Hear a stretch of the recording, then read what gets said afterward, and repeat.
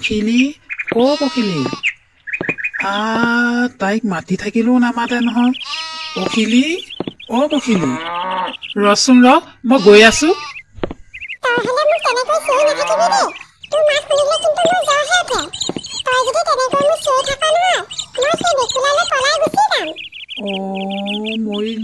মৰিলো মই এইবোৰ কি শুনিছো হাই ভগৱান তাই মোক ইমান ডাঙৰ কথা ক'ব পৰা হ'ল এই ফেকুন্দিজনীৰ কাৰণেহে তাই মোক ইমান ডাঙৰ কথা কৈছে তাইক মই দি আছো ফেকুন্দি ফেকুন্দি বাহিৰলৈ ওলা গৈছো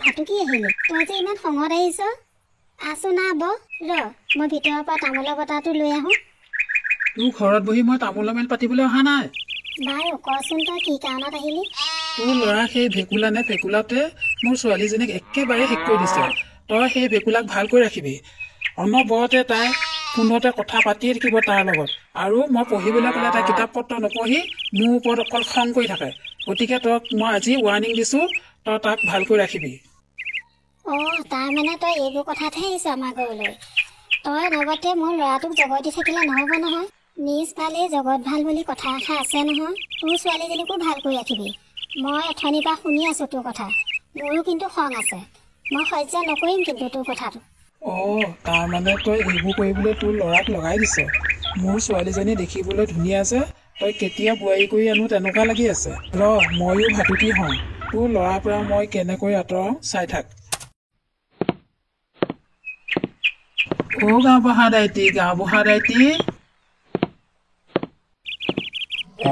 ভাটুকি দেখোন বহিলচোন নবহো দাইটি মই বৰ বিপদত পৰিছোঁ সেই ফেকুন্দিজনীয়ে মোক চব শেষ কৰিব ধৰিছে তাইৰ ল'ৰা ভেকুলা নে ফেকুলাটোৱে মোৰ ছোৱালীজনীলৈ অনবৰতে ফোন কৰি থাকে মই বোলো সেই ফেকুন্দিজনীকে কৈ থৈ আহাচোন তাইৰ ল'ৰাটোক অকণমান ভালকৈ ৰাখিবলৈ সেইবুলি মই ফেকুন্দি ঘৰলৈ গৈছিলোঁ গৈ তাইক কথাটো ক'বলৈহে পালোঁ তাই যিহে মোক ব্যৱহাৰ কৰিলেও দাইটি তাই মোক ইমান টানকৈ শুনালে কথা মই কি কৰোঁ বাৰু ইমান সৰুতে ল'ৰা ছোৱালীহালকনো বাৰু লগাই দিব লাগেনে বিয়া পাতিবলৈ মোক উপায় এটা দিয়ক দাইটি মই কি কৰোঁ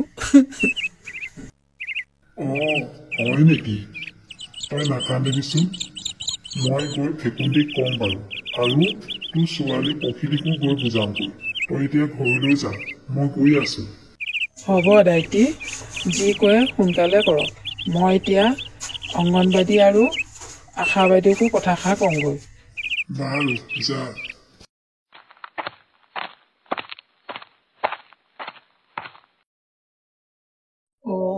তোমালোক দুজনীক বাটতে পালোঁ মই তোমালোক দুইজনী ঘৰলৈকে আহি আছিলোঁ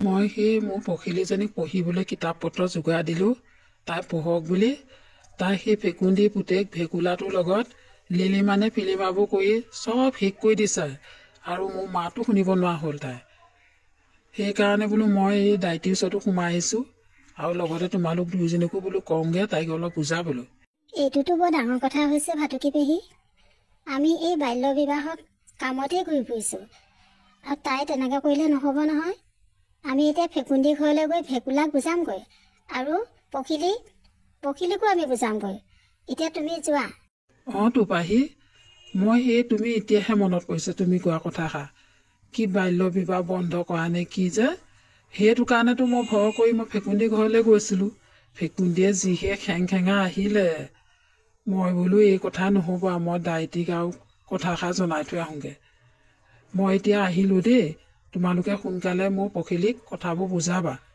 নহ'লে তাই এতিয়া চাগে ফোনৰ পৰা মোৰে দগা নাই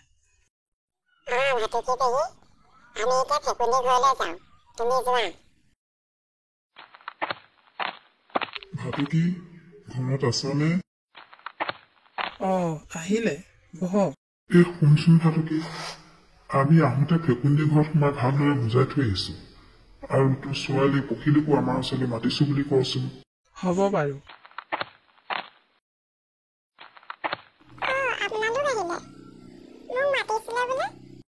মাতিছিলোঁ তই বচোন আমাৰ ওচৰত তোৰ লগত আমাৰ অলপ কথা আছে চা পখিলি আমি যিবোৰ শুনিবলৈ পাইছোঁ সেইবোৰ বাৰু সঁচানে?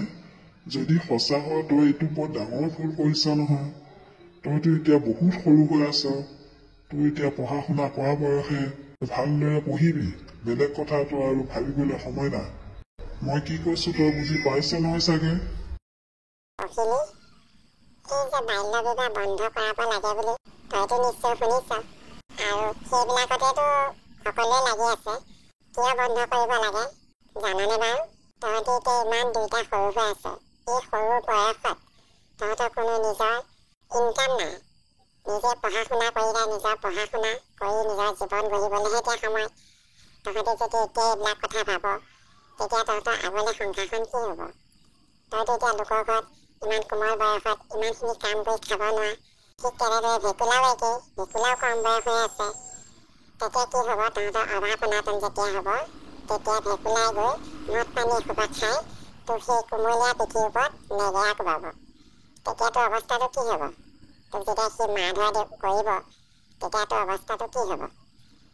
গতিকে তোৰ নিজৰ স্বাস্থ্যৰ ওপৰত সুন্দৰকৈ বুজাই দিব এই আমাৰ অংগনবাড়ী পাহিয়ে। তই ভালদৰে বুজি ল। পখিলি, তুমি এতিয়া বহুত সৰু হৈ আছা। তুমি কিশোৰী ছোৱালী হৈ আছা। তোমাৰ এতিয়া পঢ়া শুনা কৰা বয়স, খেলাৰ বয়স, আৰু তোমাৰ নিজৰ স্বাস্থ্যৰ ওপৰত যত্ন লোৱা সময়। গতিকে তুমি পুষ্টিকৰ খাদ্য খাব লাগে। তোমালোকৰ ঘৰৰ বাৰীতে থকা যিবোৰ থলুৱা খাদ্য, কচু, কলডিল, ঢেকীয়া, পচলা, মানিমুনি, ভেদাইলতা, নৰসিংহ ইত্যাদিবোৰ প্ৰচুৰ পৰিমাণে খাব লাগে।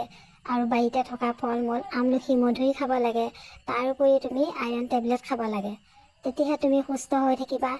তুমি সুস্থ হ'লেহে ভৱিষ্যতলৈ তুমি উপযুক্ত সময়ত বিয়া হ'লে এগৰাকী সুস্থ মাতৃ হ'ব পাৰিবা। মাহেকীয়া সময়ত পৰিষ্কাৰ কৰি থাকিব লাগে। তুমি যেতিয়া উপযুক্ত সময়ত বিয়া হ'বা, তেতিয়া তুমি সুস্থ হৈ থাকিলে এজন সুস্থ সবল শিশুৰ জন্ম দিব পাৰিবা। গতিকে তুমি মাৰ কথা শুনিবা আৰু পঢ়া শুনা কৰিবা। পঢ়া শুনা কৰি নিজৰ জীৱন গঢ় দি এখন সুস্থ সমাজ গঢ়ি এগৰাকী সুস্থ মাতৃ হ'বলৈ চেষ্টা কৰিবা। তুমি আমাৰ কথা শুনিবা দেই। আপোনালোকৰ পৰামৰ্শই আজি মোক এটা নতুন জীৱন দিলে। মই আজিৰ পৰা সলনি হ'ম। মই পঢ়িবলৈ ল'ম আৰু মাৰ কথাও শুনিম। মই ভেকুলাকো কৈ দিম, তুমি সৰু হৈ আছা, গতিকে নিজৰ জীৱন গঢ়ি লোৱা। আৰু মই পঢ়া শুনা কৰি নিজৰ জীৱন গঢ় দি এখন সুস্থ সমাজ গঢ়ি এগৰাকী সুস্থ মাতৃ হ'বলৈ চেষ্টা কৰিম। এয়াহে আমাৰ ভাল ছোৱালী। মোৰ ফোন এটা আহিছে। পাহি আৰু জেতুকী, তোমালোকে তাইক অলপ ভালদৰে বুজোৱা। মই যাওঁ। ভাতুকী, মই যাওঁ। তোমালোকক বাৰু কি বুলি ধন্যবাদ দিম মই? পখিলি, তুমি যে ভাল আছা, মাক এবাৰ কোৱাচোন। শিক্ষিত হৈ আমি জীৱন গঢ় দি সুস্থ সমাজ গঢ়ি এগৰাকী সুস্থ মাতৃ হ'বলৈ যত্ন কৰিম। মোৰ আই পখিলি, তোমাক ভগৱানে সহায় কৰক।